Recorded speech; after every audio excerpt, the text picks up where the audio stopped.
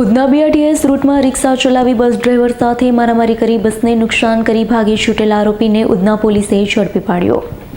Udhna police મથકનો staff પેટ્રોલિંગમાં હતો ત્યારે બાતમીના આધારે ઉધના બીઆરટીએસ રૂટમાં રિક્ષા હંકારી બીઆરટીએસ બસના ચાલક સાથે મારામારી કરી બસને નુકસાન કરી ભાગી છૂટેલા આરોપીઓ જેમાં મૂળ મહારાષ્ટ્ર ધુલિયાનો હાલ પાંડેસરા શિવનગરમાં રહેતો અનિકેત સંજય ભામરે, મહારાષ્ટ્રના અમરાવતીનો અને હાલ હરિનગર 2 વિજયનગરમાં રહેતા કાર્તિક બંડુભાઈ ગાવડે અને મહારાષ્ટ્રના જલગાંવનો તથા નવાગામ ડિંડોલી ખાતે શિરડીધામ સોસાયટીમાં રહેતા પવન સંતોષ રાઠોડને ઉધના પોલીસે ઝડપી પાડી 3 વિરુદ્ધ કાયદેસરની કાર્યવાહી હાથ ધરી હતી।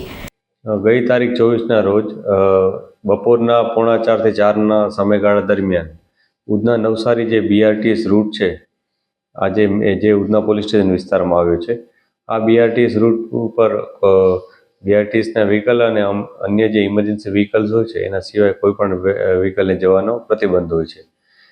તો આ દરમિયાન આ સમયગાળા દરમિયાન બીઆરટીએસની એક બસ હતી એ જતી હતી ત્યારે વચ્ચે ઓટો રિક્ષાવાળો એક વ્યક્તિ ત્યાં ઊભો રહી ગયો હતો અને પછી તેણે તેના મિત્રો સાથે મળી અને તેની સાથે મારામારી કરી બસ ચાલક સાથે।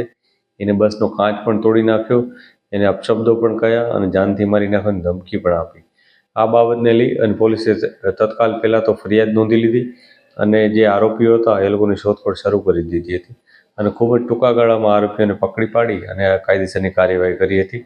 આ આરોપીઓમાં એકનું નામ અનિકેત ભામરે, એક કાર્તિક ગાવંડે અને ત્રીજાનું નામ પવન રાઠોડ છે। પોલીસે આ ત્રણેય વ્યક્તિઓની ધરપકડ કરી છે અને એમના વિરુદ્ધ કાયદેસરની કાર્યવાહી આગળ કરેલ છે। આ ઘટનામાં સ્થળ ઉપર જઈ અને જે ચેકિંગ કરવાનું હતું, જે પંચનામું અને અન્ય વિગતો મેળવવાની હતી, એના માટે પણ પોલીસ ત્યાં ગઈ હતી અને જે કાયદેસરની કાર્યવાહી કરવાની થાય એ કરી હતી। Bureau report S9 news Surat. અમારી તમામ માહિતીથી અપડેટ રહેવા માટે જોડાયેલા રહો S9 ન્યૂઝ સાથે।